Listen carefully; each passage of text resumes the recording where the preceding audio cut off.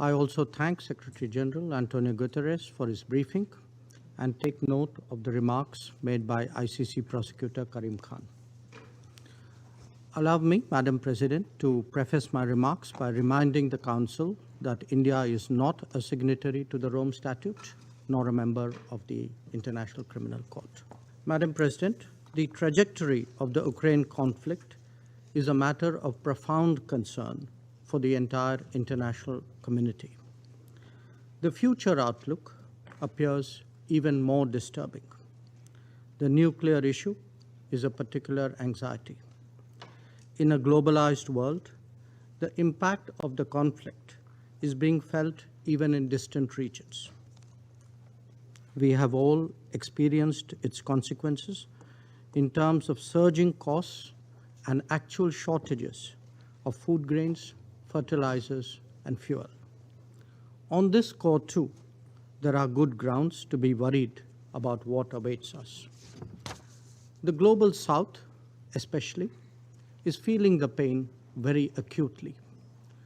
We must, therefore, not initiate measures that further complicates the struggling global economy. And that is why India strongly reiterates the need for an immediate cessation of all hostilities and a return to dialogue and diplomacy. Clearly, as Prime Minister Narendra Modi has emphasized, this cannot be an era of war. On our part, we are also providing both humanitarian assistance to Ukraine and economic support to some of our neighbors under economic stress. Turning to the specific topic before the Council today, let me emphasize that even in conflict situations, there can be no justification for violation of human rights or of international law. Where any such acts occur, it is imperative that they are investigated in an objective and independent manner. This was the position we took with regard to the killings in Bucha, and this is the position we take even today. The Council will also recall that we had then supported calls for an independent investigation into the Bucha incident.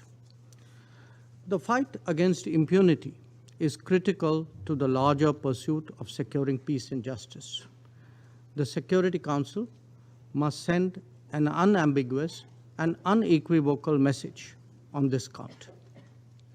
Politics should never, ever provide cover to evade accountability, nor indeed to facilitate impunity.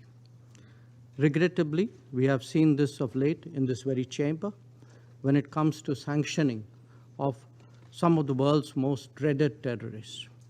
If egregious attacks committed in broad daylight are left unpunished, this Council must reflect on the signals we are sending on impunity. There must be consistency if we are to ensure credibility. Once again, let me emphasize, Madam President, that the need of the hour is to end this conflict in Ukraine and return to the negotiating table. This Council is the most powerful contemporary symbol of diplomacy. It must continue to live up to its purpose. The global order that we all subscribe to is based on international law, UN Charter, and respect for the territorial integrity and sovereignty of all states. These principles, too, must be upheld without exception. I thank you, Madam President.